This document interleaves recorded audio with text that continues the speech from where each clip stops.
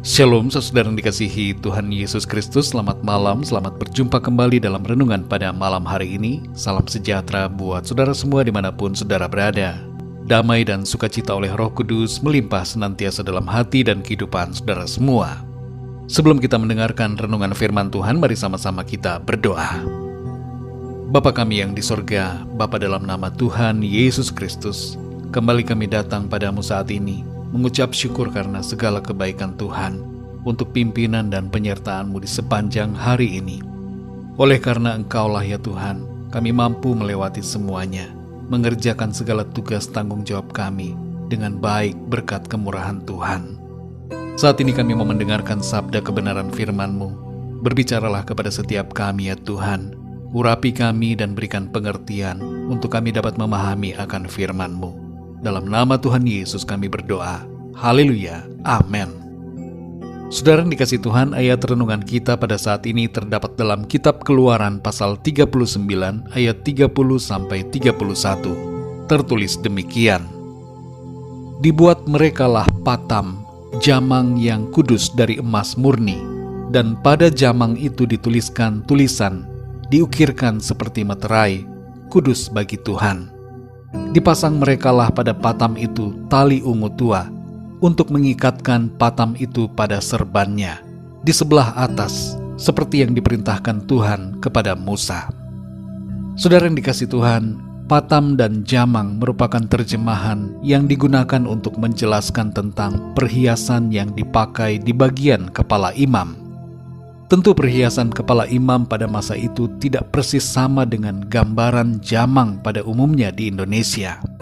Tapi setidaknya patam dan jamang ini memberikan kita pengertian bahwa ada sesuatu yang menyerupai perhiasan kepala yang diletakkan di atas kepala dan melingkari dahi para imam yang bertugas melayani Tuhan di kemah suci.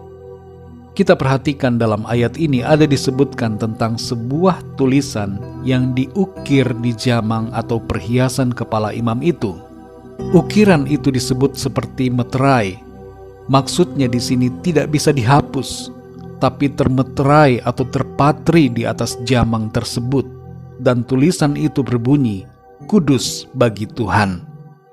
Mengapa kata "kudus bagi Tuhan" ini dipasang di bagian perhiasan kepala, bukan di kaki atau tangan? Karena ini mempunyai makna bahwa yang harus kudus pertama kali adalah kepala, maka yang lain pasti akan mengikuti.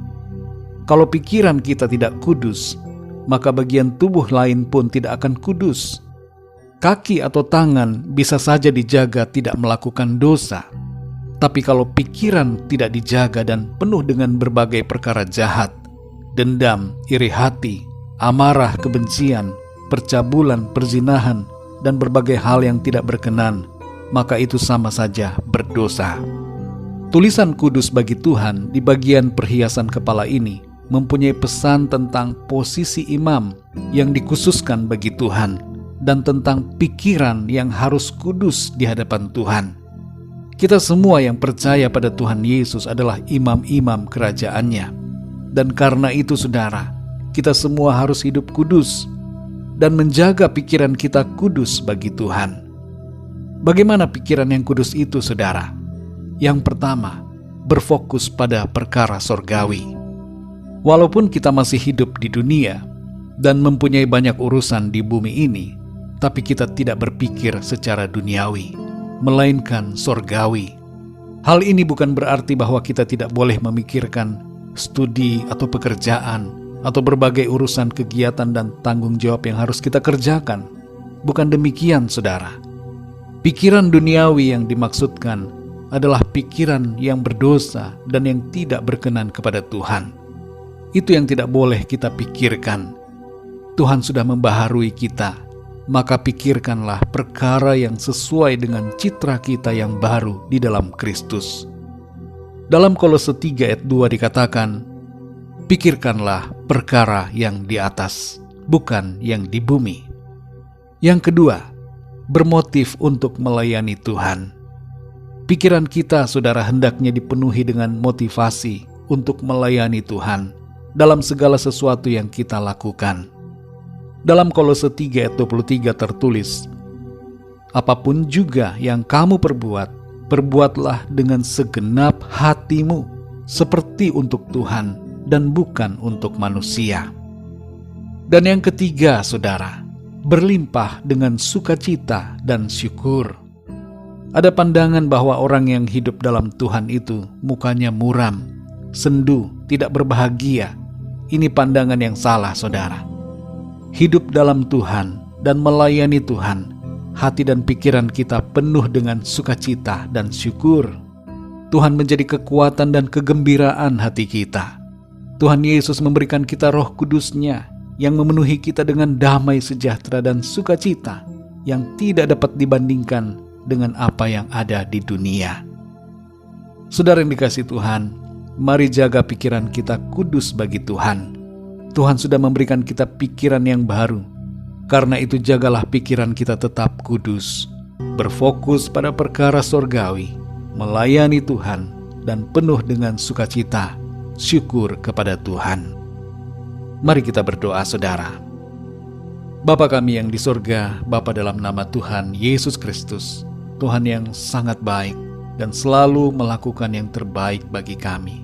Kami mengucap syukur kepadamu untuk firman-Mu yang sudah kami dengar pada saat ini, yang kembali mengajarkan kami untuk hidup semakin berkenan kepadamu, khususnya dalam hal pikiran kami. Seringkali pikiran kami dipenuhi dengan hal-hal yang tidak kudus dan yang tidak berkenan. Tapi saat ini kembali kami sadar oleh teguran firman-Mu bahwa pikiran kami harus kudus bagi Tuhan. Karena itu tolong kami Tuhan, kuatkan kami ya Roh Kudus, untuk menjaga pikiran kami sesuai dengan firman-Mu. Segala hal yang tidak berkenan kepada Tuhan, kami mau singkirkan dan tinggalkan dengan kuasa-Mu dalam nama Tuhan Yesus. Kami dimampukan untuk berpikir yang baik, berpikir tentang perkara-perkara yang di atas, bukan yang di bumi, memikirkan perkara sorgawi, berfokus pada kekekalan, melayani Tuhan, dan penuh dengan sukacita, syukur kepada Tuhan. Berbicaralah terus ya Roh Kudus kepada setiap kami. Berikan kami pengertian untuk kami dapat semakin memahami akan firman-Mu dan hidup seturut dengan kehendak-Mu ya Tuhan, terutama dimulai dari pikiran kami. Terima kasih, kami bersyukur ya Tuhan. Malam ini kembali kami akan beristirahat. Berkati dan lindungilah kami ya Tuhan dengan kuasa dan kasih-Mu. Berikan kami tidur yang nyenyak di malam ini, dalam damai sejahtera dan ketenangan yang dari Tuhan. Bangunkan kami kembali besok pagi dengan kekuatan baru, tubuh yang sehat diberkati Tuhan, untuk kami pakai memuliakan nama Tuhan dalam segala aktivitas kami. Jamahlah dan sembuhkan yang sakit, kuatkan yang lemah, berikan semangat baru kepada yang berputus asa, bangkitkan iman dan pengharapan mereka kepadamu, dan berikanlah jalan keluar, pertolongan-Mu yang ajaib bagi setiap mereka yang sedang mengalami masalah dalam hidupnya. Terima kasih Tuhan, kami percaya, kami terima berkat, damai sejahtera dan kasih karunia Tuhan yang senantiasa berlimpah-limpah.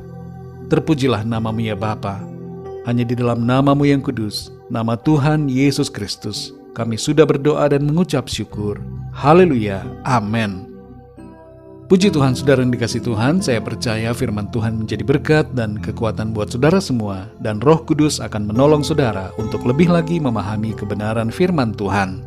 Tuhan Yesus memberkati saudara semua. Selamat malam, selamat beristirahat, dan sampai jumpa dalam renungan yang berikutnya. Haleluya.